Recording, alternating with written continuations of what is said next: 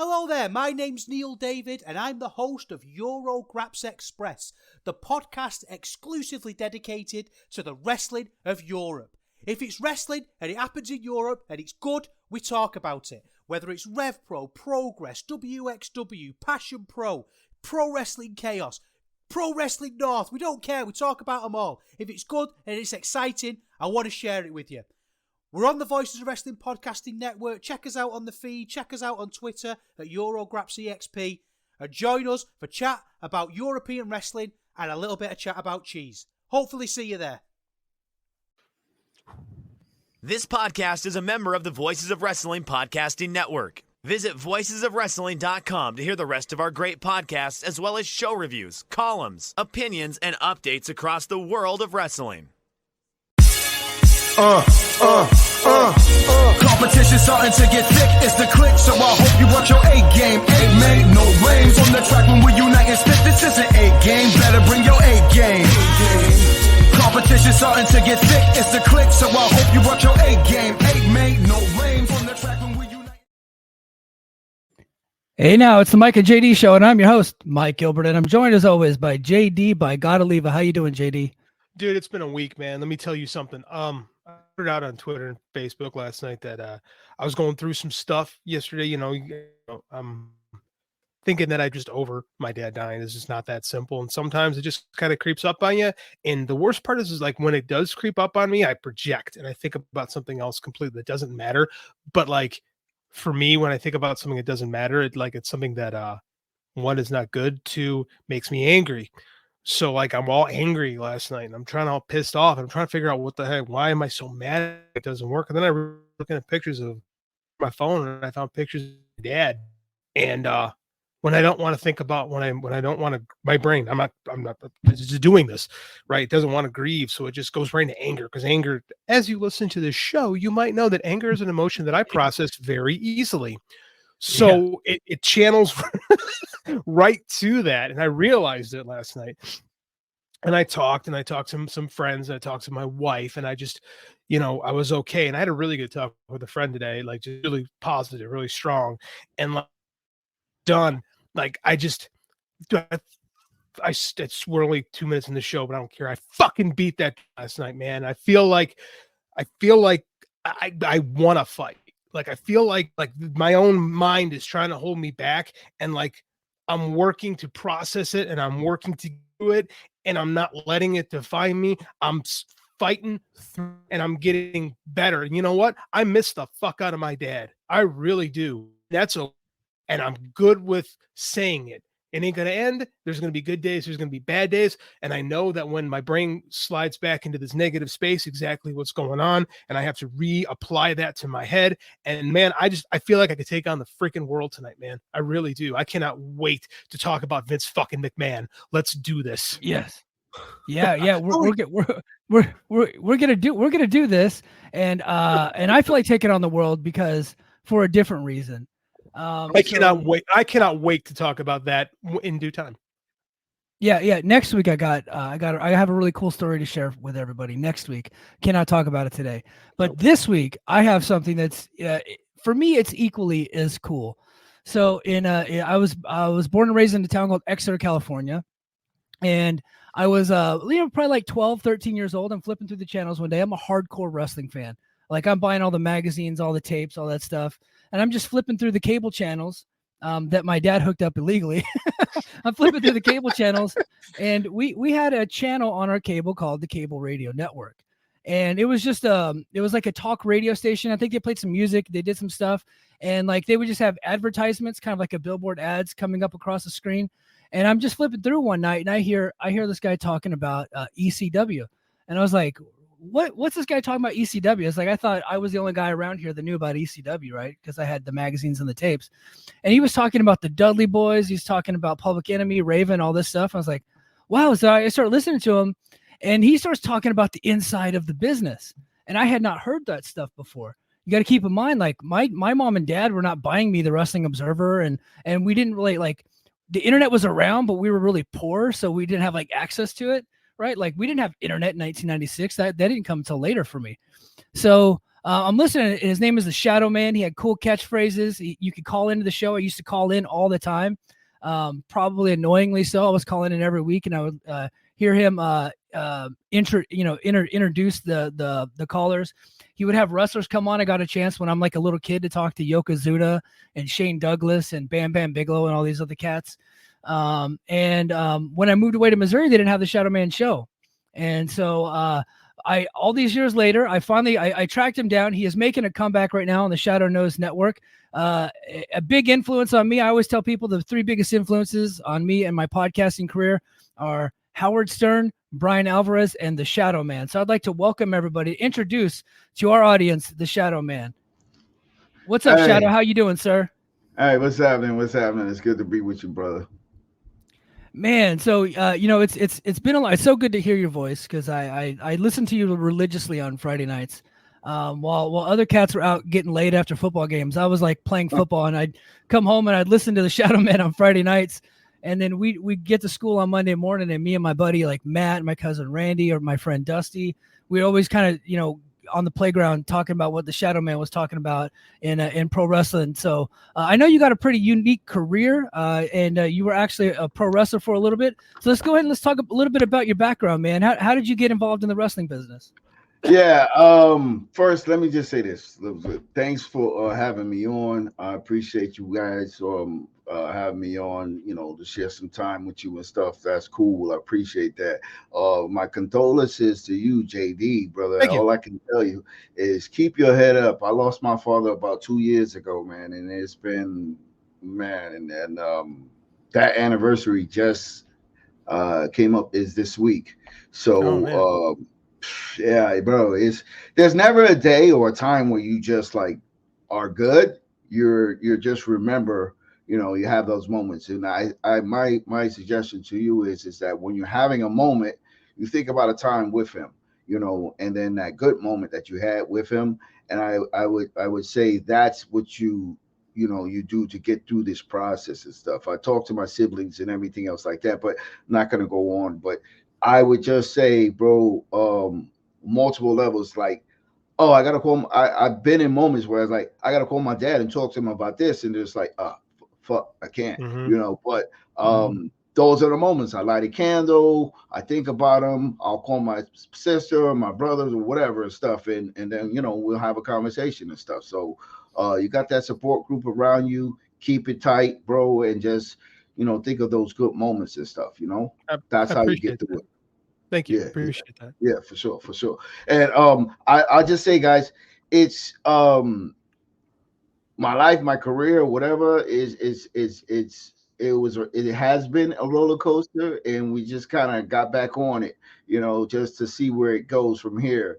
A professional wrestler grew up. I was born in New York, grew up in Texas, and I used to watch the Guerrero families. So Mid-South Wrestling. Big fan of. They had like a huge feud with the Guerreros and the Von Erichs. And the Funks, not the Funks. It was the Guerreros versus the Freebirds, and it was such a big feud, man. And they brought in Gory Guerrero, it was Chavo, it was Hector, it was Mondo, and I was just like a huge fan of wrestling.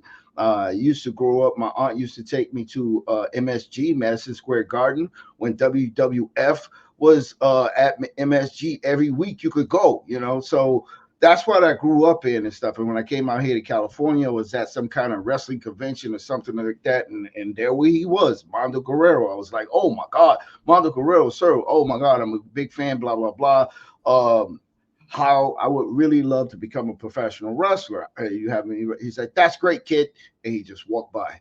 And literally, I was like, my heart was broken. And I was just like walking out the place. And I was just like, my head was down and stuff. And then Mondo caught up to me. He said, hey, kid, you want to be a wrestler? Meet me at this address on Saturday. And he gave me an address. It was in East LA. It was an old garage, like a small old garage he had his ring in. And it was me and two other guys, Larry Piccone and I think the other guy's name was Dave and stuff. They were the powerhouses, whatever it was and stuff. Two big giant steroid dudes and stuff. So it was just me, you know. So anyway, I learned how to be a wrestler from Mondo. I started doing indie shows, and then I connected with Jesse and Bill Anderson and Jesse Hernandez at School of Hard Knocks, and started working with them and working shows and stuff with them, and went on a roller coaster ride, man. I did some fun stuff. We did a lot of stuff in Vegas, Buffalo Jim when I was Yes. radio. Buffalo Jim, man. I get emotional when I just think about him because of what happened to him. But Buffalo Jim was like a staple in Las Vegas, had some very cool moments. We shut down Circus at a WCW event. We had Louis Piccoli. We had like a couple of guys there, man, and we just did some cool things in Vegas. I'll never forget. And we did some cool shows too and stuff. TC Martin had shows. Man, it was I could go on and stuff, but like that's basically, you know, I did the wrestling for a while, and then I just kind of local radio in Los Angeles was KIEV. I came on after a legendary radio host named George Putnam, and then Mike Horn heard my show, and he was like, "Hey, you know what? You want to fill in for the show?" And I filled in for Dynamite D, and then he gave me an hour, and then he gave me the show, and then I just kind of took off from there and been doing Squared Circle, bro.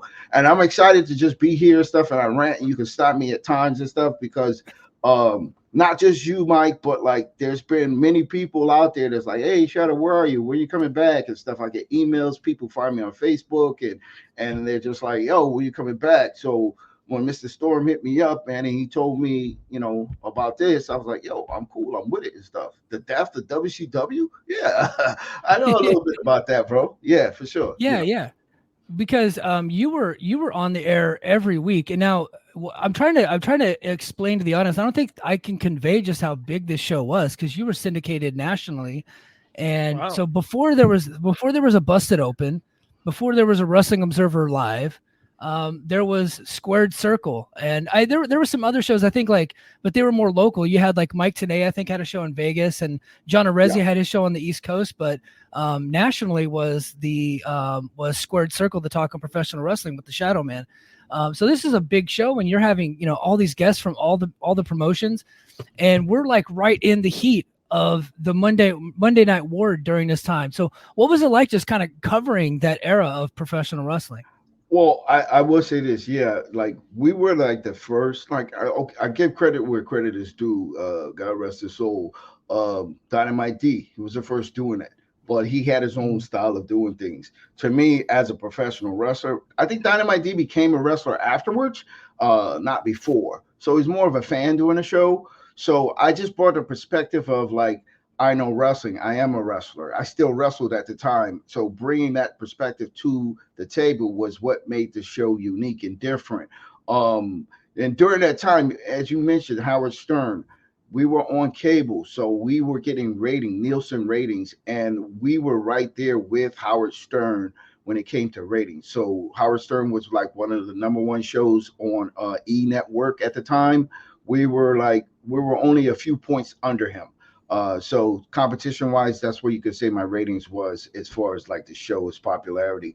But during that time, wrestling started its boom because when NWA got bought out by Turner, and then Turner turned it to WCW, and it started to pick up and get momentum because they weren't really competition with WWF. And that was the drive and the build. And the cool thing about it is that we had already plugged in with WCW, and they were doing promotions, giveaways, and stuff like that with us. So we were able to have access to all, you know, a lot of wrestlers and great interviews and stuff. And of course, my relationship with some of the wrestlers like RVD, who's I don't want to cuss, but he's a fucking great guy. He is a whole effing show. RVD played a really big part on us jumping into the WCW stuff and getting an inside with WCW, ECW. And that, we got like great interviews and everything else like that. RVD came on the show, and then he was like, hey guys, y'all need to come on the show with Shadow. And then boom, it was done. Louis Spicolli, same thing. I wrestled with him. I worked at School of Hard Knocks. Louis Spicolli made it to WCW. Louis was there. You've heard Louis multiple times. He used to host when I couldn't do the show. He would come on and guest host and stuff for me and stuff. So Louis brought a lot of the WCW guys along as well and stuff. So we had some cool stuff, man. We had some cool moments. We had a couple of WWE, WWF or whatever at the time. We had some of their people come on as well and stuff. I think where did we get the Benoit? We have a Benoit interview I've been looking for years. The webmaster, he has it somewhere, but one of these days we'll find it and we'll repost it and stuff. A lot of the cool interviews and stuff. But yeah, no, that time was an exciting time because wrestling had two fronts, WWF and WCW and stuff. And that competition is always good. That's what builds the business and the industry and stuff. And that's why the industry is like on fire right now. Yeah. Did you have any reservations when you took over the show to kind of reveal a lot of the secrets of the inside of the business? Because that was my introduction to the inside. Like I learned wrestling talk. I learned the word kayfabe and shoot and all that. I learned all that from your show. So when wrestlers get mad at me today, I was like, you got to blame the Shadoweman. He taught me when I was a kid. Did you have any reservations kind of being one of the boys and then coming onto the air and talking about that stuff? I'll put it to you this way. I had asked Mondo Guerrero to come on for years. This is my mentor. And he wouldn't do the show. He's like, I don't know, Shadow, I'll think about it. But where Jesse Hernandez, he kind of embraced the show and he came on and stuff. But it was the way I did the show. I was very respectful to the business. I didn't give up all the secrets and everything and stuff. But I was honest with the fans and stuff. Because at that point, it's like everybody had an idea, but no one knew how. You didn't know the understanding of things and stuff. When you look at sports in general, all around, there's a very simple system that I can say now, versus back then, is that everything goes through the referees. Everything. I had a big heated debate with my neighbor about the NBA. Like New York should have won that game. They didn't. But it's the referees. So saying that just to say is that the reveal that I gave was something that was acceptable versus something with me. If I was telling you how the referees and how the matches were called and how everything was happening back then, oh no, man, I would have been blacklisted, bro. But the best way to describe what I did at that time was there's a movie called Beyond the Mat. You guys heard of it? Saw it? Beyond the Mat? Okay, so Barry Blaustein came down to the station and what is camcorder came down. I think it was Jesse or somebody introduced and said, hey man, he wants to come down and check out the show. He came and checked it out. And at that point and at that time, I was a little bit more on the side of kayfabe. So I got more into character than I got into just being myself. So I actually would have played a part in that movie and he would have done some more reveal on the radio side and how the fans interact on a more personal level, but he passed on it. So there was a fine line of like what I gave and what I exposed, what I shared, and I kind of just stayed right there, right under, instead of just like totally exposing everything and stuff. No, when people saw that movie, they kind of saw everything and stuff. So, it is what it is, but yeah, a moment in history, a moment in time where, I look back and I say, well, you know what, I could have gave a little bit more and I probably would have been a part of it. I was in a behind the scenes kind of thing on a lot of great things happened in wrestling, and some of it I was involved in, but no one ever knew. So, yeah. The main topic we wanted to talk to you about, and I'm so fascinated by your story and I'm really excited to hear it, was the death of WCW and what spurred it on. And the reason why I'm even thinking to bring it up is because that's the wrong one. Just yesterday, that was the story. That's the story for later. So just 2 days ago, it was announced that The Rock is coming out with a docuseries made by the guys who do Dark Side of the Ring, and it's going to be called Who Killed WCW. And I quote tweeted the story and I said, Eric Bischoff killed WCW. There, I solved it. And a lot of people took offense to that. Eric Bischoff has a troll army, and they were coming after me a little bit. Yeah. And so a lot of people agreed. And then other people were like, insulting me, calling me names, which is fine. I'm 41. I can handle that. And then there were some people like trying to have like an honest discussion, an honest debate. They were like, well, look, Bischoff played a part in it, but Vince Russo did no favors. And then of course, Jamie Kellner is the one that ultimately killed it. I'm going to get Shadow's thoughts, but I'd like to, I want to get JD, I wanted to go ahead and get you first really quick. In your opinion, who killed WCW? I don't think there's one person you could put the blame on. I think there's a collection of people. Like, I love your tweet because I think at the end of the day, Eric Bischoff is the guy most responsible because he was the leader of the ship. Like, right? The captain goes down with the ship and he refused to go down with the ship. So, I mean, like, it's kind of like the Titanic. There's a lot of factors that went into that boat sinking. But at the end of the day, the captain goes down with the ship. So that's kind of my thought. I mean, like, what is that phrase? Success has one master. How's it? Success has one master. How does that go, Mike? No, yeah. Success has a 1,000 fathers, but failure is an orphan, right? Yeah, so it's a lot of people pointing fingers and passing the buck. But Shadowman, you lived it. You were friends with a lot of the guys in WCW. You were covering it every week. What do you think? What ultimately led to the demise of WCW? Like JD said, there's a lot of factors. And yeah, overall, you point on the finger when there's one person to point at, and that's the person in charge, and that's Eric Bischoff. I met Bischoff. I've interviewed Bischoff. He was a cool guy. I will say it is the key to it is the way he criticizes AEW now is the criticism that he got back then, and he did not listen.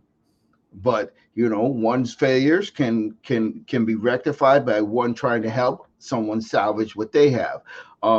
Bischoff didn't listen on a lot of levels. He listened to a lot of the workers and a lot of the guys in the backstage. And I've been using this phrase a lot lately when describing AEW, which is the inmates are running the asylum.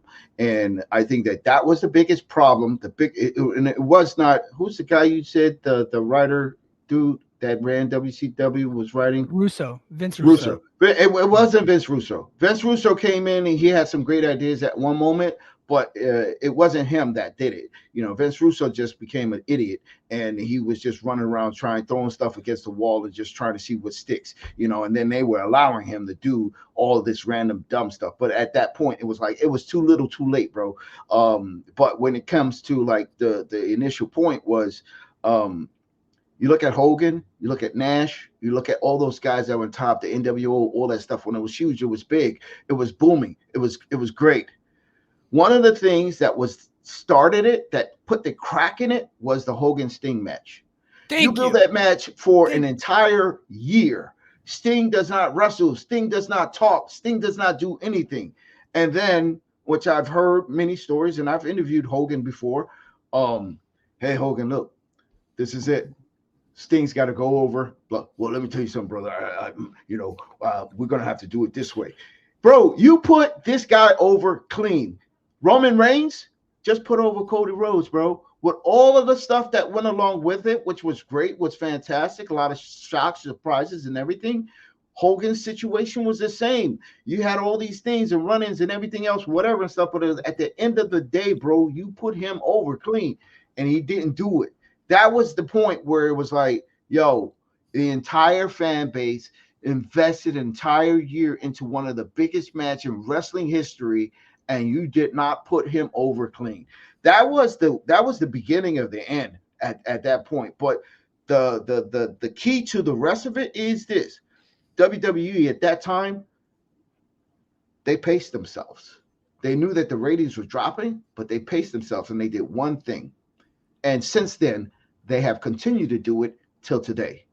Build new stars. If you don't build new stars, your company is not going to last.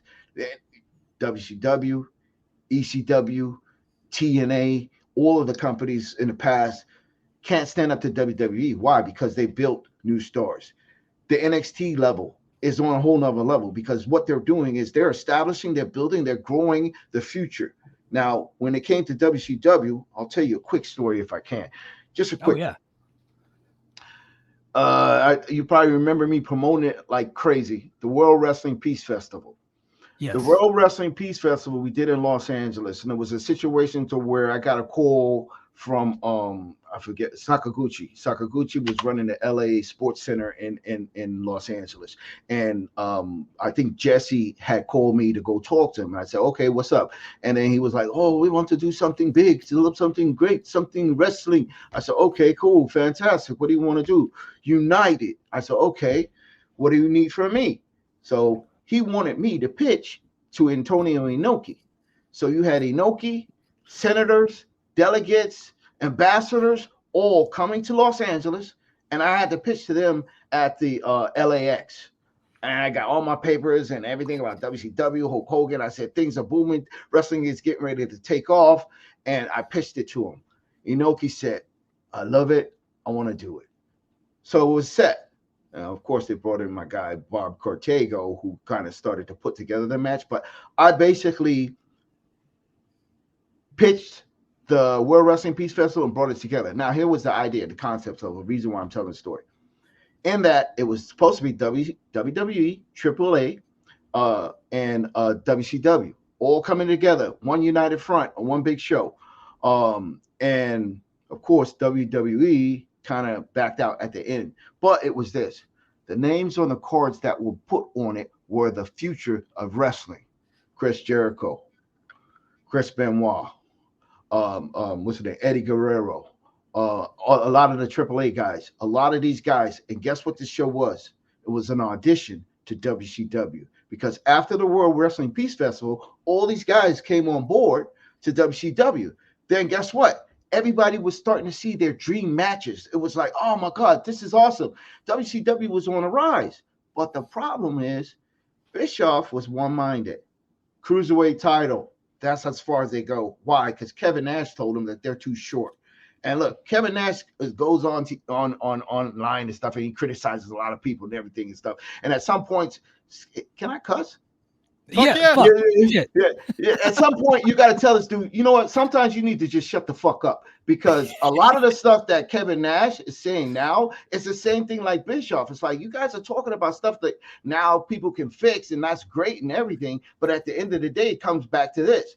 Nash, you were the asshole that almost ruined what basically he ruined Bret Hart's career. He almost ruined Rey Mysterio's career. This guy was like hurting a lot of people. And it was because his arrogance, his cockiness, he's 7 foot tall, whatever, and all that good stuff and stuff. He couldn't get beyond himself. So there was never a point in WCW where they said Benoit could be world champion. Jericho could be world champion. Eddie Guerrero could be world champion. Or Rey Mysterio could be world champion. But guess what?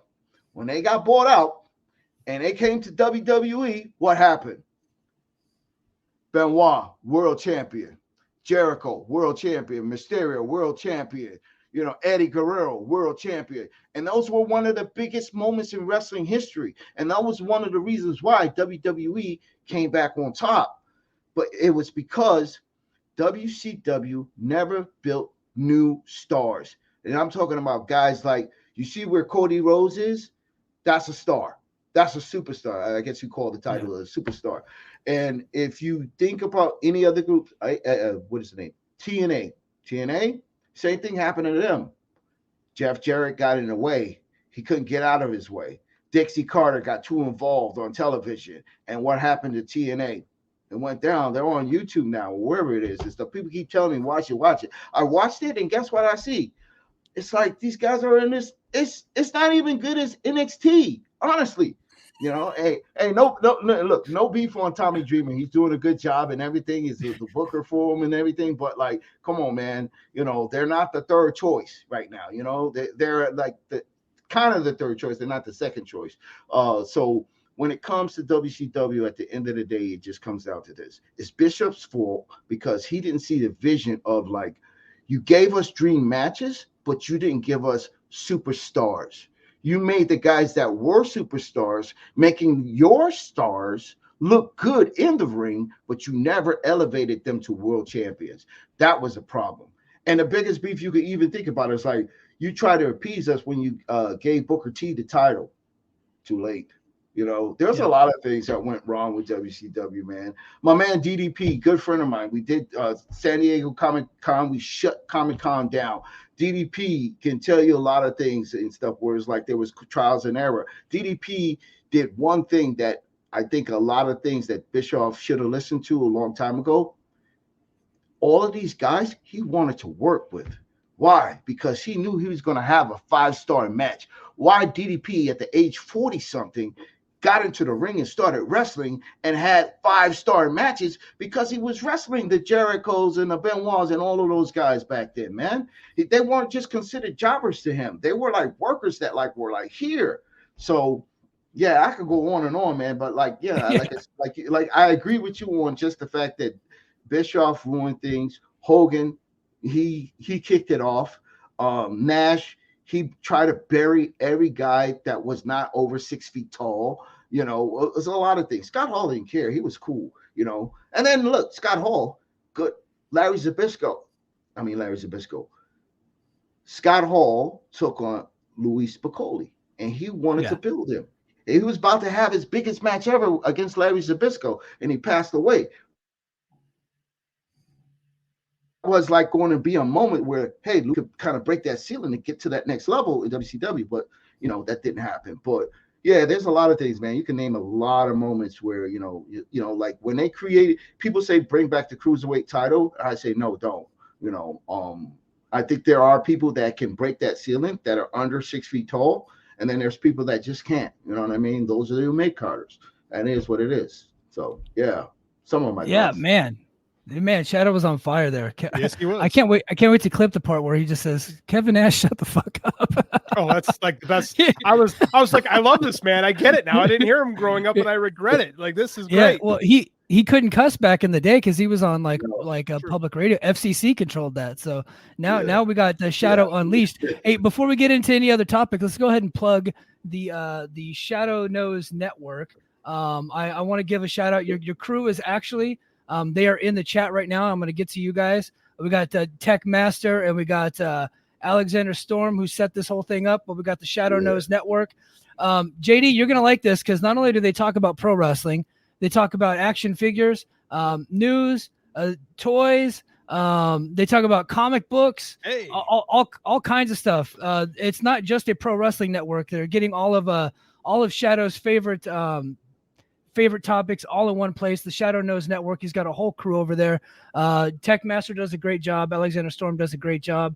So what besides getting probably poked and prodded by Alexander Storm, what brought you back to the podcast game? Well, first shout out to the Shadow Knows Network, the Pixel Plastics and Ink. JD, it sounds like you might really enjoy that because the Pixel Plastic and Ink team, man, they talk about comic books, they talk about movies, they talk about TV, they talk about action figures, collectibles and stuff. Even have some store and stuff. We got merchandise coming too. And then the Tech Master, he's the guy. The Tech Master was the webmaster, so he's now the Tech Master, and he covers wrestling every week and stuff. But so shout out to the Dr. Brentley, shout out to Chet Maddox, shout out to the Mr. Chris, and shout out to Alex Storm. And what got me back was, it was a lot of people, as I mentioned, I get emails and stuff like that on Facebook, and people hit me up like, find me, and it's like, oh, Shadow, is that you? It's me and stuff. So I've been wanting. I had tried to come back, I think back in 2008, where I was like filming indie wrestling. I would go out, I would cover some indie wrestling stuff, and I would, do interviews and stuff like that. And I was going to build a channel, but it was a lot of work, and I was busy doing a lot of other things and stuff. And so I kind of took a step back from it. And then Mr. Storm was like, bro, we're going to start the Shadow Knows Network, start doing stuff with the toys and stuff, because I'm a big collector of action figures. So I started doing that and stuff. He's like, bro, let's we're not just toys, we're not just action figures, let's do some wrestling stuff. And the Tech Master has started, and then I started, I was like, okay, I'm gonna chime in, and then of course we were leading up to the WrestleMania, so we just kind of went crazy with the WrestleMania stuff with the Tech Master and the Iceman. So yeah, things just went real cool, man, and I got, they got me hyped and pumped up and stuff, and I was like, yeah, it's nothing like sitting in front of a computer, man, and do this and stuff. I don't have to drive all the way to Sunland and to do the radio show anymore. I can just do it from the luxuries of my house. All right, cool, that's easy. So yeah, we're doing it. We're doing it now and stuff. It's a slow build, it's a slow burn, and I think that this is the start of something cool. I'm enjoying the fact of just sharing time with you guys and stuff, and I'm hoping that some of the other fans, will turn around and say, "Oh shit, Shadow is fucking back! Oh hell yeah!" And then let's go. Let's do it. Yeah, I think we discovered one of you guys right now, Vance Keyshawn, been in the chat all night, pumping up the Shadow-Man. He said, "I'm making him tear up. This dude is so iconic and misses his team days." That's what's up right there. I love that. So everybody go to the look up Shadow Nose Network on YouTube, and I will have all. You know what I'll do? I'll make sure I have a link in the description. I don't think I did that. And go make sure that you subscribe to their channel. Let them know that Mike and JD sent you. And I would really appreciate it, because the Shadow is on the comeback trail, and everybody should be excited about that. Can I just say this? Can I just say yes, this? Please. Yeah.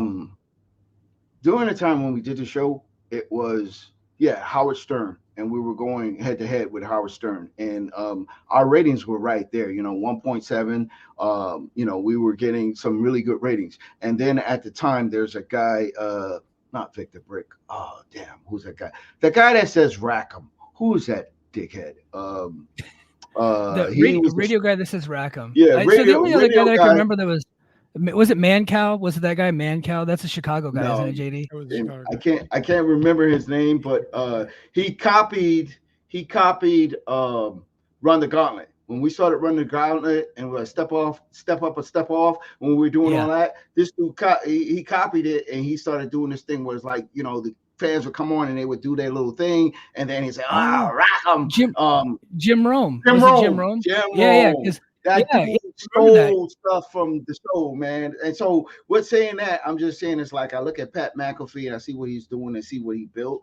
And then Mr. Storm was telling me, is like, yo, look, let's start building this thing and let's see where it goes. Let's, if someone will, of course, a lot of people on here look at it and say, hey, maybe one day I can get on that level of Pat McAfee, man. Look at this guy. He's like killing it right now, So, hey, that should be you guys' goal. That should be everybody's goal, get to that level. Yeah, I would love Pat McAfee's money. That would be awesome. Yeah. Man, this has been a ton of fun. I don't want to keep you forever. So I'm just gonna drop one more on you, and then I'll go ahead and let you go, and then JD and I are gonna cover a couple of other topics. So we talked about WCW, and a lot of people are comparing modern AEW to WCW. Now, there's been like episodes where I was like, that was WCW stuff. But, I would say in this last week, I feel like Tony Khan has been showing some Bischoff-like behavior, which is pretty odd, considering that him and Bischoff are kind of like butting heads all the time online, and they have like this online feud going on where Bischoff is, constantly insulting Tony Khan, while still not even admitting a lot of his own faults and not doing those things, not warning Tony Khan of the mistakes that Bischoff made along the way, and kind of steering him towards Eric Bischoff's, he had like a year and a half of success, and not really, steering Tony Khan that way. What are your thoughts about some of the parallels between Tony Khan and Eric Bischoff? Well, I will say this, man. It's AEW is heading in the same direction as TNA, and the same direction as WCW. I think that they have a roster of really good talent, and I think that one of the things that kind of like bothers me in just the recent weeks of just listening to Bischoff and stuff, and I went on my rant as well about Tony Khan, is that it's great that he's given his opinion and his advice on like things that they could do to fix it. And it's not like he's just like crapping all on him and then just letting it go, but he's actually giving him like some really solid ideas. I think this last couple of days ago, him and Billy Ray, they were talking about things that they could do and stuff, and Billy Ray had like really great ideas. But the state of where AEW is and their ratings dropping, and like the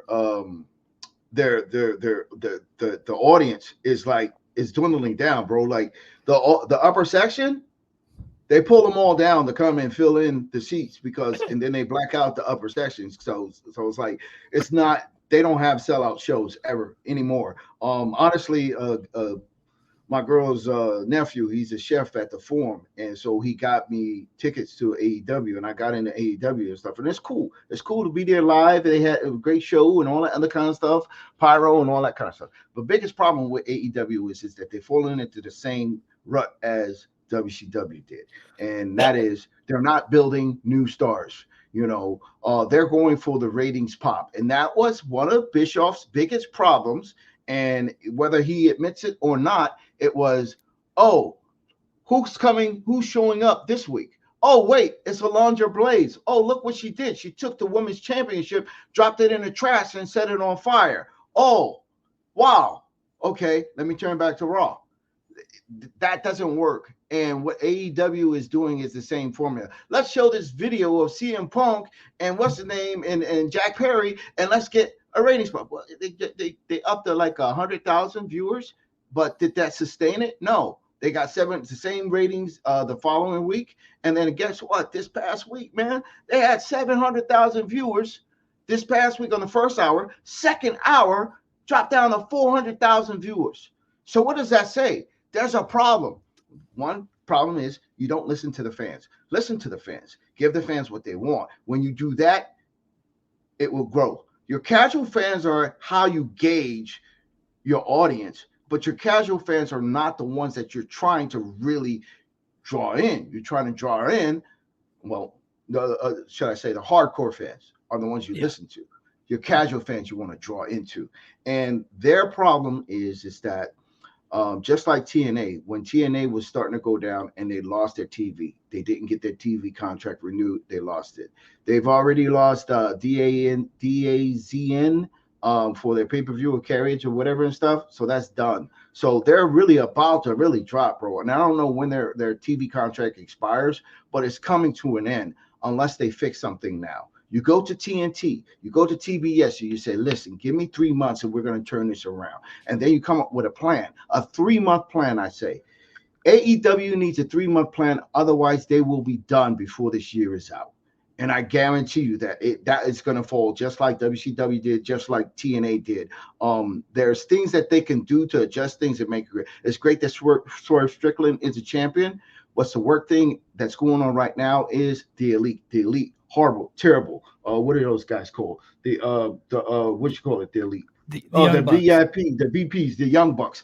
Terrible, horrible. Why? Well, there's nothing to be gained from these guys becoming the top heels of the company unless there's a mission statement. Now there is a way to fix it because I'm gonna try to do it quick.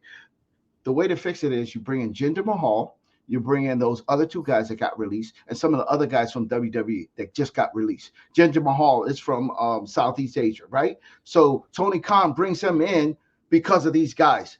And then they come to take over AEW. And it is a build towards Jinder versus Swerve Strickland. Now, the Bucks can either turn face along with Perry and then try to save the company because now Tony Khan has gotten out of control. That's how you build a storyline. You build it just like when it was a WCW takeover, but you do it different. You do it new. And you got to have better video packages promoting and building who it is and what it is. Swerve Strickland has a match right after he won the title, but there was no build toward it. He just had a match like it was a regular match for the AEW title. Swerve Strickland didn't just come on TV and just do a promo. Someone comes in, gets ready to get into it with him and says, okay, bet, I'll see you later tonight, or I see you next week. There's no build to anything that they're giving. Daniel Bryan or Daniel Bryanson, all these dream matches that they keep saying over and over, that don't make them dream matches because I promise you this. You don't care about something that you don't know about. And honestly, that Will Ospreay, I didn't know who he was. Honestly, and I see he was in TNA. I see he's like one of the greatest independent guys or whatever, blah blah blah, like Well, CM he Punk was was. he was huge in New Japan. That's why they brought Yeah, him over. Yeah. but the point is, the fans, the casual fans, don't know who he is. You got to build up towards something, and that match is something that you save for that Wimbledon that they got coming up later this year. You build it for months. There is no build to anything that they do. Dream matches that you get are not really dream matches if there's no build to it. No one's watching to enjoy it because you didn't build it. Word of mouth didn't spread enough for you to build it and to get eyes on your television show. And I think that that's the biggest problem with AEW. I think that a lot of the things that Bischoff says is true on what he's been saying recently, but he has to also say, like I think what you said, Mike, fess up to the things that you did, the mistakes that I made. I'm trying to give you advice on not to do what I did, not to do what TNA did. Let me help you out and stuff, So we'll see. Time will tell in regards to that, man. But there's plenty of things that they could do. The House of Black is awesome. They're gonna lose them if they don't do something with them. The Bang Bang Club is cool. The Guns, I'll be honest with you, I'm not gonna lie. Billy Gunn should take his kids, get them over to NXT, and these guys they're probably Hall of Famers by the time they're done with their run in WWE. Right now, they're just lost in the shuffle. The trios title means nothing. I don't even know why they have it. There's a lot of things that just could be done better in AEW.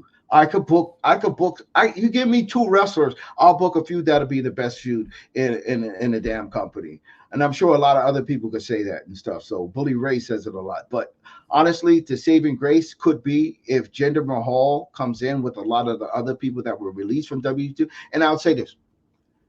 Here's the thing. WWE has built so many great stars, so many names that now they're just letting guys go that you say, why is Jinder gone? That's what happened with WCW, and WCW capitalized on it and started bringing these guys in, and it was exciting. AEW does it right. They could blow up like WCW, but can they sustain it? And last thing, AEW didn't start to get terrible until Cody Rhodes left. AEW was good while Cody Rhodes was there. Cody Rhodes helped build AEW. Now he's gone. So who's that guy? Who's the next man up? It's definitely not the Young Bucks, and it's not Kenny Omega. I'm sorry. It's not. Yeah, they're not gonna say where yeah, sorry, I didn't mean to cut you off. I think where they started going downhill business wise was CM Punk was like losing CM Punk, and then like all the chaos, and it started to get super chaotic in that company. I guess the only pushback I would have is like they really did sign a lot of WWE stars. They signed Christian, they signed Edge. Edge is a much bigger star than Jinder Mahal ever was, and they didn't bring him in right.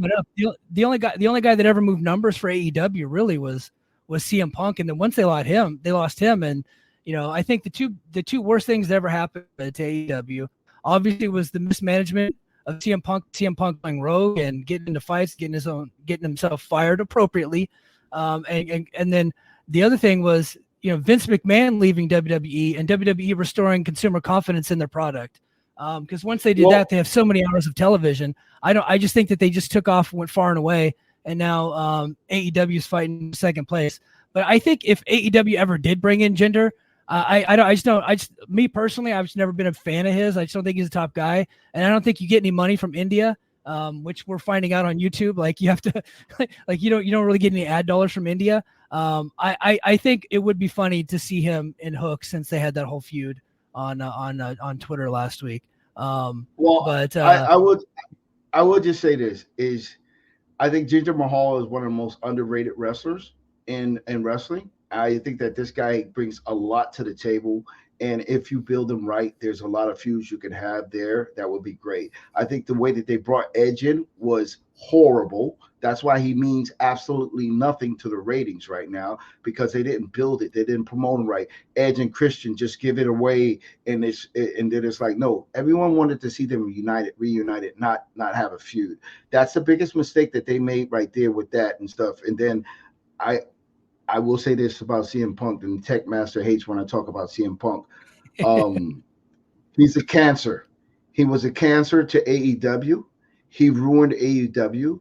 Once you bring chaos to the back in the locker room, you just ruin things. You poison things. You make things hard. People are not good. And I think when he left, things shifted and changed, and guys felt a little bit better and more comfortable because he's only out for himself. And look, everything that Drew McIntyre said on TV was half shoot and half work, but mostly shoot, and was absolutely 100% true. And as much as merchandise as he sells because he can run his mouth, guess what? If I was wrestling still and I was in the ring, I can outtalk him too. And the most embarrassing moment he had and how he was exposed was a couple of weeks ago with Drew McIntyre, I think leading into WrestleMania. Every time he tried to say something, Drew McIntyre had a comeback for it. When you have to go to the audience to get the audience to respond, to bring that heat back to you, then you fucked up. And so, as hyped as everyone is about CM Punk, he's a novelty. He's a specialty match. No world title should ever be put on his waist ever again. They should treat him like they treated The Undertaker, where you build up towards a big match and then let it sell out. That's as good as he is. That's how they should have used him in AEW. That's how they should use him in WWE, because, excuse my French, but they almost fucked up when they tried to add him to the WrestleMania world title match, because the first thing I said was, this guy won't make it to WrestleMania without getting injured. And guess what? He got injured. When he comes back, he's all yoked up. He's all looking great and all fantastic and stuff. You got to eat some crow right now, bro. You need some Iron Sheik in your life. You need to be humble for a little while. And then prove that you've changed and become a different person. Then maybe you'll get some props from me at least. And that's all I say. I go on a rant when it comes to CM Punk, because I think he's like Shawn Michaels. He's basically like Shawn Michaels was.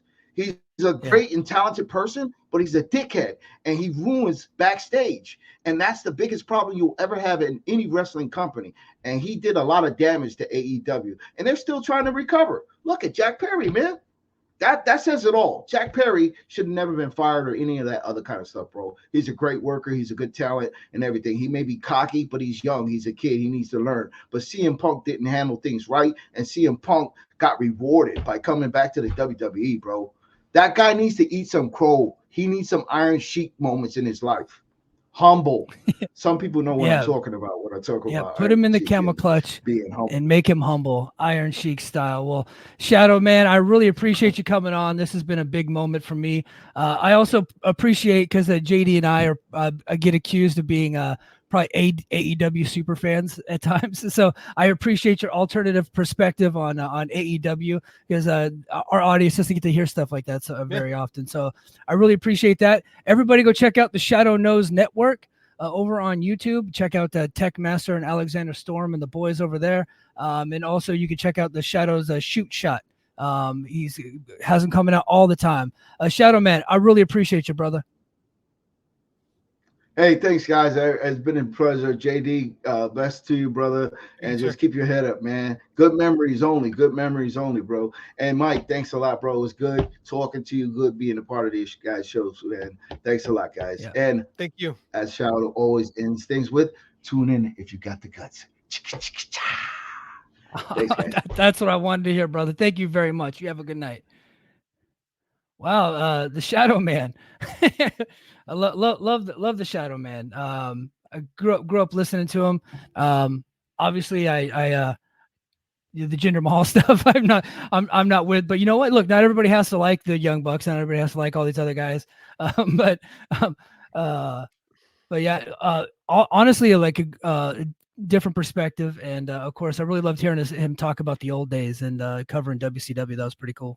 It's good to have people who think differently on the show every now and then. It's nice to hear your views challenged, because it forces you to examine what you think. And, forces you to think and think about if you believe in what you believe in. Like I'm not a fan of silencing voices of opposition. I'm a fan of listening to people who think Yeah. differently than you, and that was cool. Yeah. No, that was really cool. And you know, I just wanted to shout out where did his not yeah, Kevin, thank you. We're getting so many comments tonight. Guys in the comments, feel free to lay down a super chat at any point. Yeah, $5. Yeah. But Tech Master's been in. I just didn't want to interrupt Shadow's train of thought because he was on a roll several times. On a roll. Yeah. And I'm pretty sure I'm gonna have some DMs, people killing me over somebody wanting Jinder Mahal to go to AEW because they've been killing me about that. Last week I had to eat a lot of stuff because people wanting Jinder Mahal to go to TNA. So we're gonna eat some shit on this one from what we normally do. Yeah. So should be fun. Yeah, but no, I thought it was. I don't look. If somebody wants to come on here cool. and say they're fans of Jinder Mahal, I love it, especially like a guy that has been in the business for as long as he has. The Shadow Man, you like Jinder Mahal? Come on, Shadow. Like, plus, you know, like I grew up listening to Shadow, so I like he can like whoever he wants. Well, it's funny to me because like he started out, we got a lot of hardcore TNA fans listening to our show because of you, because you embrace for Impact work. Not mine anymore. I've been out of that. And I was like, oh, hey, thanks, Tech Master. Thanks, Tech Master. Thank you very much. So I heard that. I'm like, oh, this is going to make hardcore fans real happy to start with. Yeah. Man, that look, thank you, JD. Thank you, everybody. That was awesome. That meant a lot to me to have the Shadow Man on. I know. I grew up listening to the guy. So just hearing his voice, that was like rekindling a part of my childhood. So let's go ahead and let's get into the Vince McMahon stuff because we only have a little bit of time left, and I really want to devote some time to it. So this is from John Pollock, as you guys can read. It's a statement from Edward Brennan, legal representative for John Laurinaitis, in the suit filed by Janelle Grant. It says, to whom it may concern, John Laurinaitis has filed a motion today fully joining in and adopting Vince McMahon's motion to compel arbitration. Mr. Laurinaitis corroborates Mr. McMahon in publicly declaring that Ms. Grant's allegations of sexual abuse and coercion in her complaint are completely unfounded. My client will fight these false allegations together with Mr. McMahon in the proper forum, arbitration. Part of the title of this show is Johnny Ace Flips. It wasn't that long ago that we actually talked about it on here, that Johnny Ace was actually, looks like he was going to be against Vince McMahon and said that he was also being coerced, and that Vince McMahon was using his coercive power over him to make him do certain deeds, dirty deeds in the bedroom. And it looks like he has completely flipped. JD, what say you? What a fucking rat. Like, it's just like, what changed, man? What changed? Yeah. Just a few weeks ago, you talked about how you were being sexually coerced and doing these things you don't want to do. But now it's a lie. Now that's a crazy bitch. I did nothing of the sort. Like, yeah, Johnny Ace is a cockroach, right? He's just tried going to survive. You know, he did the same thing he was doing in All Japan, trying to get him Matako Bawa's good side. Like, he's a scumbag. But we know Johnny Ace is a scumbag. So, I mean, like, what does it mean? Like, I think he probably figured out that he might be liable for, some further problems down the road. So we'll flip the story. I think it's a bad look for him, but, scumbags going to be scumbags. What are you going to do, Hey, thanks, Alexander Storm, another super chat. Appreciate that. Yeah, Alexander Storm. He works with the Shadow. So thank you, Alex. So we're gonna try to set you up over onto their network so you can plug the book coming up, and they're excited to have you on. Oh, can't wait to talk about it. Yeah, it's gonna be awesome. I really think that we'll get along with their website. Yeah, I think it could be a number of things. I think most importantly, he probably got paid off. Oh yeah. Allegedly, maybe. I think it's highly probable that chances are got paid off. I'm trying to speak in a way that I won't get held liable. Allegedly. One could assume that a guy who just sold $1 billion worth of stock has some disposable funds. Yeah. I don't know. This is one of those moments where I wish that BJ was here so he can explain to our two dumbasses, can they subpoena the bank records to see the time difference between when the money hits that account and when the backflip happened, whenever he did the complete 180. I get the feeling they were right after the other. Here's Johnny Ace is a fictional character. John Laurinaitis is a real person. So I'm going to talk about a Yeah. fictional character right now, right? Yeah. Fictional character could, the Mr. McMahon, also a fictional character. Mr. McMahon could tell Johnny Ace, hey, I'll pay you later after the trial so as not to cause problems. Could happen in a fictional world, not in reality. So kind of like that guy in Popeye where he's like, I will pay you Tuesday. Wimpy for the hamburger today. Mike, that is why you come to Mike JD show for 100-year-old jokes like Popeye. Where else are you going to hear Popeye references than fucking Mike and JD show? I don't know what's worse, the fact that you made a 100-year-old joke or the fact that I immediately got it as soon as you referenced it. Yeah, most people would look at me like I'm the biggest idiot in the world. You did both. You laughed and looked at me like that. So that was good. That's why. That's our friendship right there. It's based on stupidity. So, like, yeah, I appreciate that. He's a scumbag, man. I mean, like, there's nothing good from this. And, like, it's like last week, like BJ talked about last week, in Vince's effort to try to, arbitrate and settle, he completely buries the plaintiff, like, yeah. He's just Vince got a Vince, and everybody, and this is the problem for wrestling. People still kowtow to Vince McMahon, right? These people still bow down before him. Like, what are you gonna do, man? Rotten people are gonna be rotten people, and nor should they ever disappoint you when they reveal to you how rotten they are. Yeah, well, and I think we talked about it. I have to go back and listen to our clip that we made for it when that news came out a couple months ago, where Johnny was basically had turned on Vince, and it was like. I think we discussed it. Like, is he just trying to get a payout? And just a couple months later, here we are. He is completely flipped, and now he is going to be joining in on the Vince McMahon side, and probably has $50 million or whatever. It's like a bad Russo storyline, man. He's like flipping left and right, and no character development. It's just happening for no reason. Like, yeah. It's fucking dumb, man. I don't know. It's so disappointing. I'll say this though. Her narrator, her lawyer is a pit bull, so you ain't gonna let this go. Yeah. Janelle Grant is a very impressive person. The more I look into her and I see her she does the Ashley Banfield show on News Nation. It's like cable news. You're talking about Ann Callis, the lawyer, right? Ann Callis. Yeah. What did I say? You said Janelle Grant. Janelle Grant's the lawyer. No. Yeah. Okay. No. Yes, sorry, Ann Callis, the lawyer. Yeah. Very, very impressive. And BJ has done a ton of research on her, and he's come on the show several times and it's like, no, like she is a monster. Like she is not going to let this go. Now look, at the end of the day, we all know that this is probably going to end up, being settled. That's how this stuff goes. I hope to God it does not. I want to be optimistic about it, but I wasn't even that optimistic last week, and I'm even less optimistic now that they got Johnny Ace to flip. And I get the feeling that this is going to somehow end up with just a massive payoff, get swept under the rug, and then Vince McMahon is going to end up trying to weasel his way back into the wrestling business some way, somehow. And who knows when that would happen, but I think it's inevitable. I agree. It's not like Nick Khan wouldn't let it happen. Like, they're trying hard to distance themselves now. But Ronda Rousey said, as long as Bruce Pritchard's around, Vince is around, right? Yeah. So I mean, like, is he really out? I mean, Stephanie's there too, and like, well, I mean, like, and Legento doing to make sure everyone's, they're not talking right now. Stephanie and Hunter, they don't talk to Vince. Oh, okay, sure, okay, I believe that. Yeah. Hold on, King of the North here. He had to leave when he heard. Are we done with Jinder Mahal fantasy booking? Hey, yes. King, I think that's a great idea because you've been harassing me for a week and a half now about how Jinder's coming to TNA, and finally we get somebody on this show who's been in the wrestling business and he wants Jinder to go to AEW. And you know what? So eat that.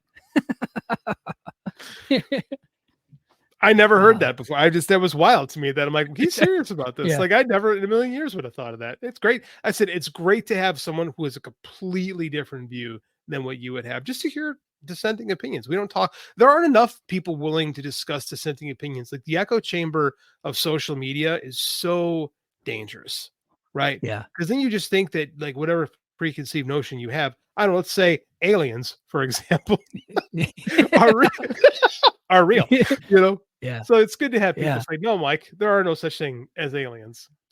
So I can tell this story just slightly, but I'm going to go see somebody tomorrow. That's pretty important. And when my chief broke the news to me, he was like, hey, just don't talk about aliens. I was like, okay, yes, Chief, I won't talk about aliens because I'm like, wow, do I have a reputation? And John Muse sends me like 3 alien stories a day now. I know. When you texted me that, I screenshot it and I sent it to my wife, and I said, "This is Mike." You know? It's like clearly, humble brag. Clearly a high performer, I would say. Someone that people like, that they think a lot of, and they also find is completely crazy. Yeah, and once you guys hear the actual story next week, so I'm gonna give a little cliffhanger about who I get to go meet tomorrow. But I'm super honored by this, by the way. But it's gonna be an awesome moment. But I'll tell everybody the story next week. As you should. I was telling my brother, I think my favorite episode that we've ever done, by far, it was our JFK episode. Yeah. Right? Like, that could just be a whole new show that we do, where we just like go back and forth on. I got to be honest with you, man, listening to Shadow talk about his network kind of was inspiring about, I know you've been saying this for a long time, but Johnny's 600 hobbies, has a hard time focusing on what he's doing tomorrow. But I mean, it was really kind of cool listening to all the stuff they do and all the various things. I don't know, man. It was super interesting. Well, that's kind of what we envisioned for our network. We just did. I just think we have too many. I think we have too many jobs, but I'm still going to try to get JD to do like a more solo stuff, talking about all the fascinating things that you're into, with all the horror stuff and comic books and all that stuff that that you're like kind of an expert in. And hopefully we'll get that coming out here pretty soon. Oh, our buddy Daza wants my John Carpenter. I thought I gave it. I thought I kind of did the spiel at the beginning of the They Live episode, which, by the way, if you have not heard our They Live Patreon episode, it rules. We did a live. Yes. We have a lot of new people listening, so I'm gonna just based on the chat, I could tell. So Mike and I did a Patreon watch along with They Live, and I started it by just kind of talking about how John Carpenter kind of got into the headspace to make They Live. And Dazzle apparently wants more of my thoughts on John Carpenter, so I have to crack the old knuckles, sit down, and just do it. Well, I think we need like a countdown or something like that. I know, you just gotta the great John Carpenter movies. You just gotta tell me, like, just say, "Hey, JD, get your fucking ass in gear." Like, finals, grad school finals end tomorrow, so I just gotta turn on my project, and then life gets a lot easier. So sweet. All right, we're already over the hour mark. There's one topic in the chat that I will get to before I leave, I promise, but I want to get to this topic first. Tony Khan was on the NFL Network. This came out after we recorded last week, so I think he was on like Friday, like day 2 of the draft, and he's wearing the neck brace, and I love that he's wearing the neck brace. He's doing the Andy Kaufman thing. I love it. And he's talking about his AEW, and then all of a sudden he drops the line, "We're like the Pepsi of pro wrestling, and WWE is like the Harvey Weinstein of professional wrestling." And Mike Garofolo, and I think it was it might have been Tom Pelissero, like the 2 hosts on NFL Network, their jaws just dropped. It was like, whoa, wait a minute, Tony. And boy, did he get some crap for that. I thought it was hilarious. I like chaos. Clearly it did not affect the ratings this week. I don't think it was ever going to do that anyway. But what did you think of him going on there and dropping that line? Well, I mean, like, isn't that what they're being sued for? Yeah. I mean, that's I'm sorry. Vince is WWE, whether we want to admit it or not. And people, I've said it for weeks on the show, the people there, he was showing text messages about that. Like, he was bragging about defecating on a woman.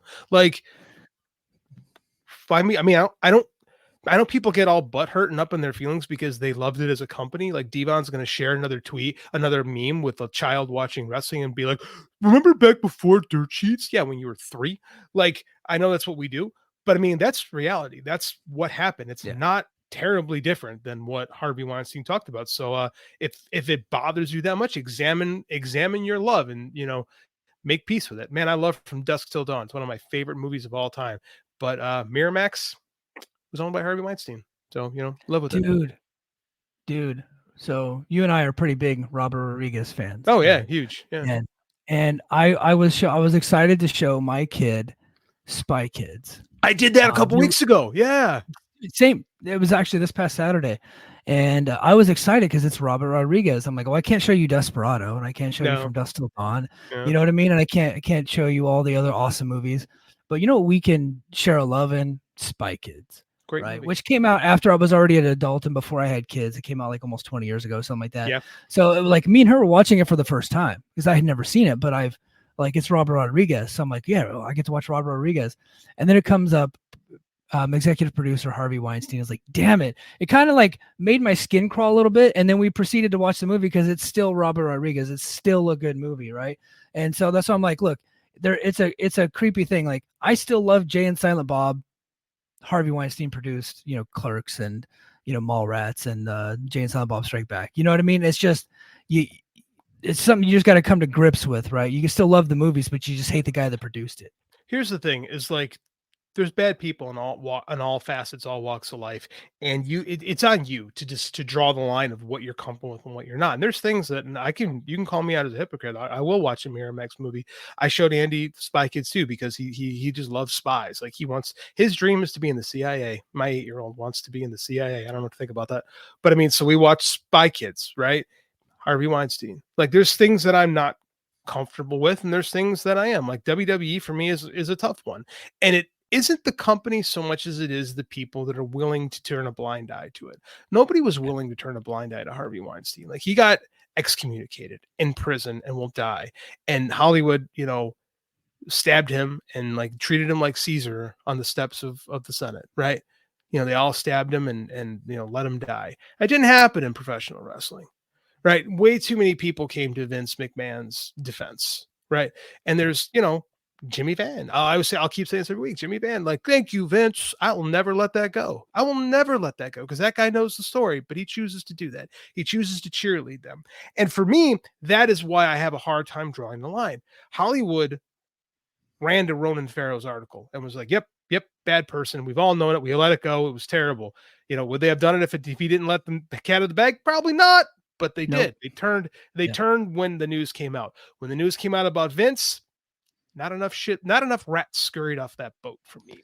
And it makes me uncomfortable. Yeah. So for me, that's the line in the sand. For you, for anyone else, you have to figure out where you're uncomfortable with something. Yeah. And it wasn't like, so it's not like this story is new. Like these stuff's been out there about Vince. Like it's been reported on forever. You had the stuff from the 80s, the Ring Boy scandal. You had oh gosh, I can't remember the referee. I can't remember her name. I'm sorry. Rita Chatterton. Rita Chatterton, the payoff of Jimmy Snuka killing his girlfriend. You had all those things.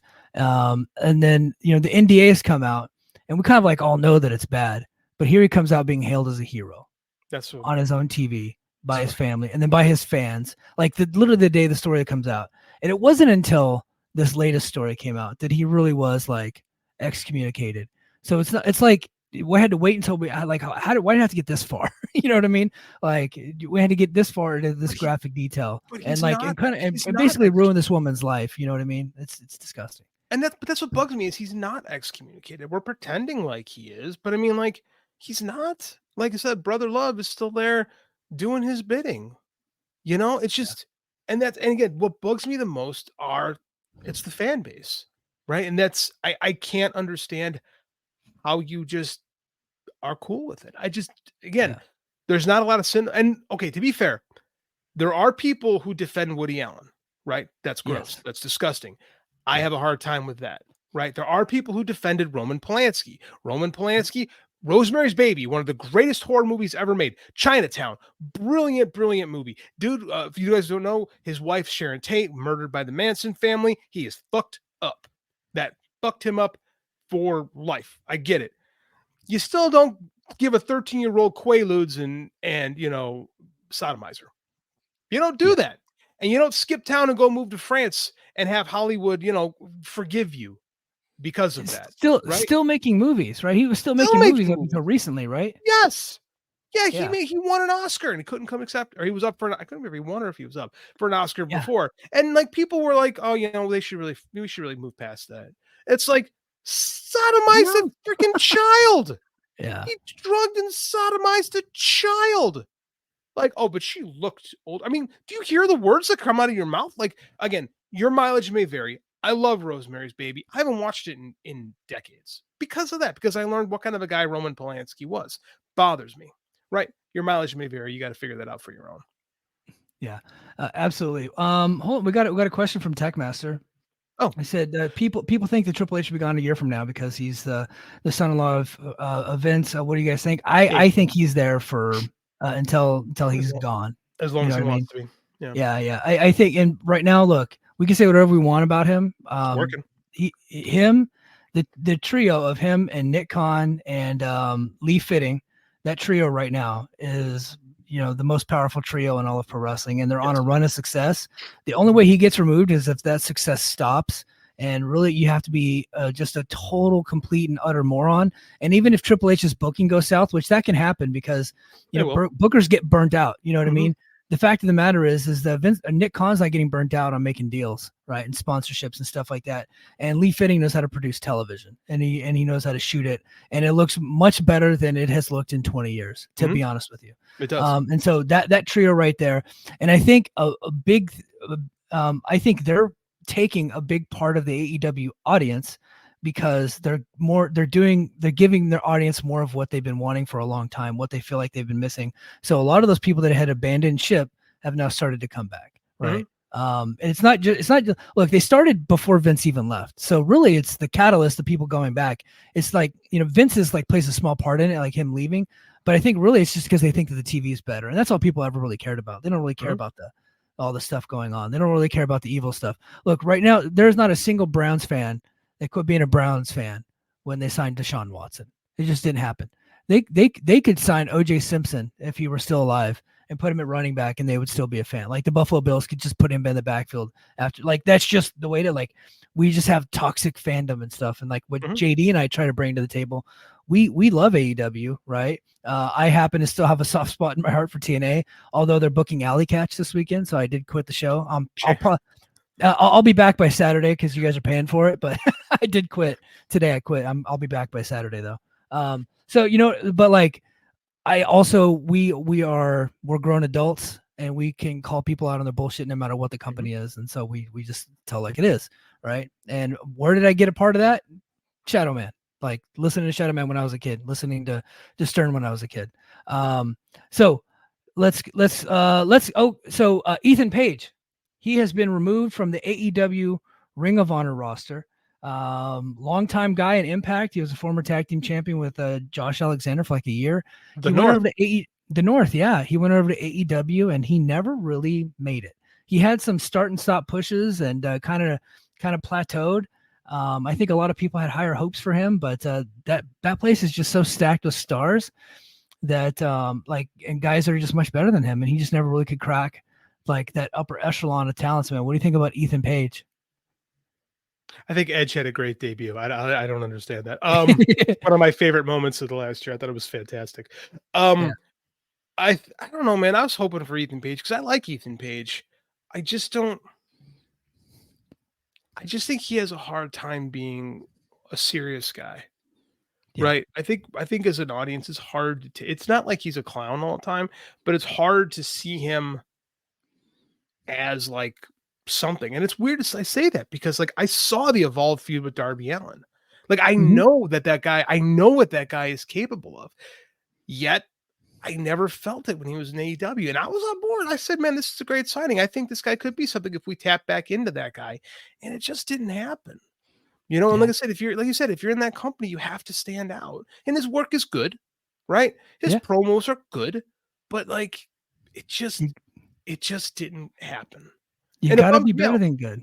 Yeah, you got to be better than good if you're going to make it in WWE and if you're going to make it in AEW, and you have to have something that clicks with their respective audience, because I do believe that they have two different audiences. Really, they're serving two different people, and that's why when people tell me that AEW should tell more WWE like stories, like no, they should be different than WWE, and WWE should be different than AEW. They should be competing for their different audiences, their own brands, right? They should have their own identities. Ethan Page just couldn't crack it, and he's got what I think some people call it. I think he found this out recently. And Deanna Praza's finding this out. He's got small room charisma, right? Some people just have larger than life, big room charisma. You put him on an Evolve show with Swerve and they're probably equals, but you put Swerve in a big arena, right? and you put Ethan Page in a big arena, Swerve just jumps off the page. The guy's a superstar. We can say whatever we want about, his title reign so far. It's been a week. Let's give him some time. But, like he just kind of jumps off the page. The guy's a superstar, right? Ethan Page, just some people got it to be big stars. And I just don't think that he had what it took to become a big star. He just wasn't larger than life. He didn't have that big room charisma. He doesn't really speak to the top of the audience, right? The top of the rafters.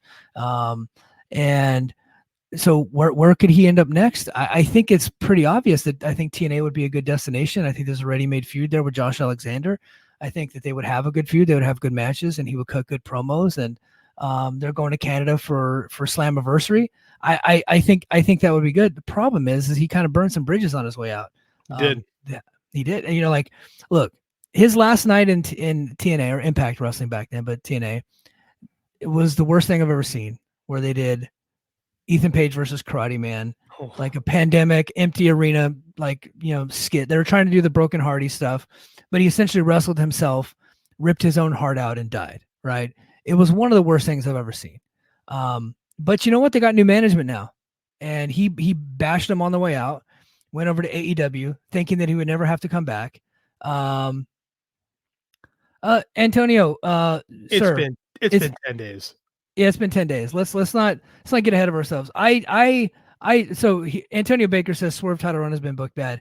I did not like the way he was just kind of trotted out without any fanfare on the first Collision, on the first Dynamite. But I felt like they did give him a good spotlight on Collision, coming right off a hot basketball game with a big audience. I felt like they did maximize that. But would I have him, wrestling on, nothing matches? No, I wouldn't. But I don't. He wrestled Claudio. Like I don't. I'm talking about match. Kyle Fletcher is what I was saying, and I like Kyle Fletcher, right? But let's be honest, it was kind of a glorified squash. No, I don't want to say squash, but yeah, I mean that's what it was. But what is the AEW? When this is we talk about the difference between the two audiences. What does the AEW audience want? You could tell me we got to get more casuals in, but we saw that with the MJF rate is you lost a lot of your hardcore fans because you weren't. Thank you, King of the North. It's a wrestling show. It's a wrestling show. You can't book AEW the way WWE is booked. We saw that in the Max reign, and it didn't work. It divided the fan base. And they're still trying to recover off of that. Right. Yeah, I'm not saying he shouldn't have wrestled. I'm saying it just made it to be a bigger deal. You know what I mean? That's all I'm saying. But it's a nitpick. But that's the thing. It's been 10 days, and they just put him into his first real program. You can question Christian Cage, but I mean, Christian Cage is going to make the guy look great, and they're going to have good promos, and you're going to build something. Should it be main eventing a pay-per-view? I don't know. Let's see. I'm not sold on that idea yet, but I know it's going to make for decent TV. The AEW audience doesn't want people sitting around cutting promos for 4 hours. They don't. They want to watch wrestling. And if you don't give them wrestling, why are they watching AEW? Why would you do what WWE does when the WWE is doing it well? Right? We've talked about this 100 times on our show. People drink Coke, people drink Pepsi. If I want a Pepsi, I'll drink a Coke if it's there, but I want a Pepsi. Right? If I want to go to McDonald's and Burger King, I'd rather, you're going to pick one or the other if the two are across the street, and you're probably going to pick that one consistently because that's what you like. And it's okay. And it's okay to serve a different audience. I don't think AEW is going out of business by the end of the year. No. A billionaire. Yeah. No, that AEW is going to be around as long as Tony Khan either A, gets that deal signed with Warner Brothers, which I feel like he's going to, or B, he can just continue to fund it because the guy's just he's stupid rich. Right? So he can just, like he said, fuck it, I'll go to YouTube if he wants, right? He could. He could hire somebody to maximize his YouTube, sell subscriptions. He could do all that stuff. Will it be the same as what it is right now? Probably not, but he AEW is not going anywhere. Will it still be on Warner Brothers Discovery? Well, I think they got a better shot now that now that it looks like NBA is going to go to Comcast and Amazon. They got to have programming, and they're about to get knocked out of that. Look, TNT and TBS are number 1 and number 2 all the time, and it's because NBA, NHL, and then kind of behind them, a couple tiers down is AEW. If they lose NBA, I don't think they're going to lose AEW, and I think they'll pay a premium price to keep it. Yeah, they're going to need something to keep it on. Dave brought up a good point that it brings down the prestige of the network if they lose the NBA. Yes. I had heard earlier they were talking about splitting the NBA rights, like they would just get less on both. We'll see what Comcast wants to do. Comcast is throws around a lot. Yeah, they do. And I think the future of AEW is on, obviously they're going to stay on cable, but I think they're going to have to co-stream on a app here soon. That's gonna right? happen. Yeah, Like, they got to make the deal with Max as well as Warner Mhm. Brothers, and I think that's like the long play Mhm. because eventually cable's going to go away before our eyes, dwindling every single year. Look at the A ratings. big part of the Look a at big part of the ratings reason why. A big part of the reasons why, like right now during the playoffs, the AEW is down this year versus last year is because they're in less homes in this year versus last year. But WWE is kind of confusing the marketplace because they're just fucking so hot and they're outperforming everything. It's wild how hot they are. But look at their core numbers compared to 4 or 5 years ago, right? They're down Yes. in total numbers, Yeah. but they're up from where they were because things have gotten kind of rough for them, especially during the pandemic. Like, let's be honest, man. Like, there's less homes in cable, and it drifts down every year. How are you supposed to grow numbers with when you have less homes? It's just math, man. Tackmaster says ratings are no longer going to be the ones that switches over to streaming service. Yeah, that's true. And WWE has already built that in with Netflix. They could do whatever they want, and with because we don't know. There is no aggregated service that reports true Netflix ratings. Like streaming numbers, they don't have to release those things. They just say, yeah, we had the Netflix especially does this. We had 8 billion people watch the most recent episode of Stranger Things, and then they print it and they go, yes, 8 billion people watch Stranger Things. More people than on Earth are watching Stranger Things. They're actually webcasting it to Alpha Centauri. Like it's insane, but they could do that because it's streaming. Yeah, exactly. Yeah. There you go. The Anunnaki, yeah. Like that's the thing, man. Like it's like you don't have to. Like the world of ratings is fading fast, right? Yeah. Like compare just look numbers year over year, man. Just look at it and then factor in the loss of homes year over year. It's plummeting. We got rid of cable 10 years ago, right? And I know people follow us up. They can follow them up. It's just reality. Yeah, I have my cousin's cable password for YouTube TV, so that's why I have it right now. So that's been sorry, YouTube. I didn't mean to admit to that, but don't bite the hand that feeds. I've used a friend's cable password for years so I can watch Dynamite on the TBS app, which is the worst app in the world, by the way. Dude, I gave up on it. I had my friends, dude. I had my friends' moms for a while, and I had the TBS and TNT app, and I was like, you know what? I'm just gonna find like an illegal feed because that's actually much easier to use, and it was.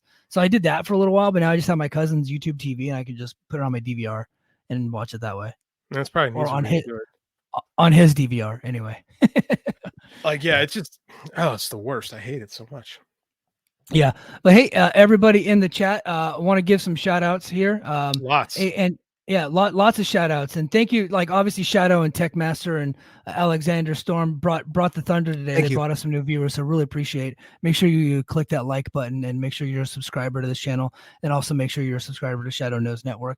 Antonio Baker doesn't have cable anymore. Thanks Antonio for being in the chat tonight. Bang bang 49er gang.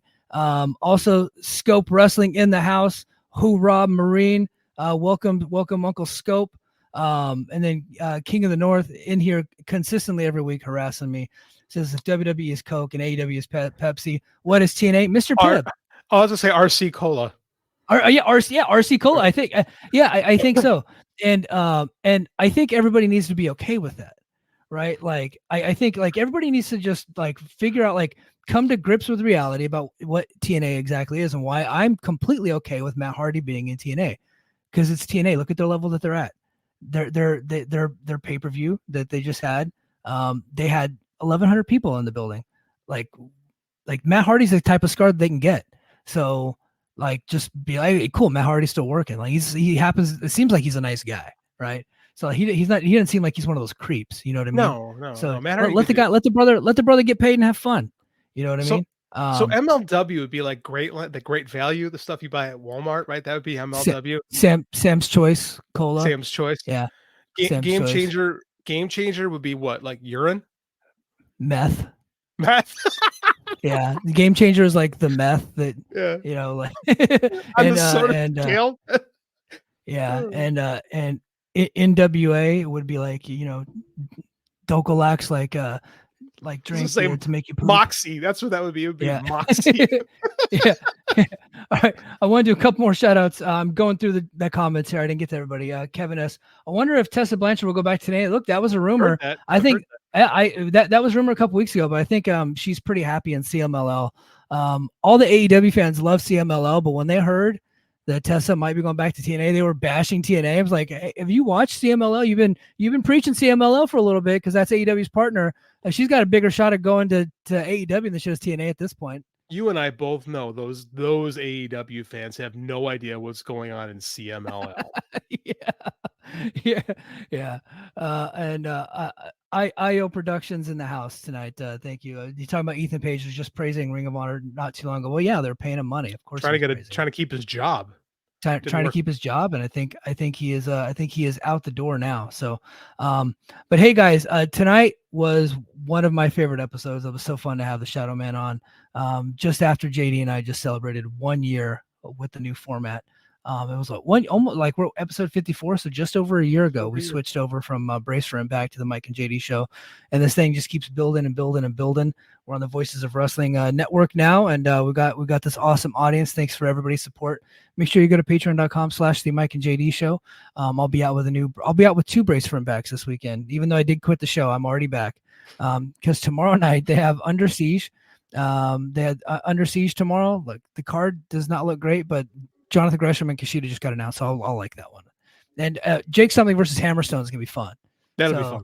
Like, I'm just trying to look on the bright side, but the rest of the matches don't look great. But so I got that to look forward to. So I'll be recapping tonight's episode, which the main event was Jordan Grace versus Miyu Yamashita. So that was, I'm getting good, hearing that was pretty good. I didn't get a chance to watch it yet, so I'll watch that later tonight, and I'll watch Under Siege over the weekend, and I'll come out with 2 different Brace for Impact. So that'll be in your Patreon feed. And then JD and I hopefully this weekend maybe try to catch up, do some overtime. It's been a while. Ooh, yeah. I can coordinate with the wife, and maybe we'll try to schedule an overtime. Have a topic, maybe do a watch along or something. Yeah, we'll come up with something. Okay. We'll give you guys some more content. It's been a little bit, but that is gonna do it for us this week. Thank you so much for being here, and until next time, mahalo. Competition starting to get thick, it's the click, so I hope you watch your A-game. Make no rain from the track when we unite and spit. This isn't A-game, better bring your A-game. Competition starting to get thick, it's the click, so I hope you watch your A-game. Make no. Music, it's not just part of our daily lives, it's part of our wrestling fandom as well, and it has been for decades. That's where this show comes in.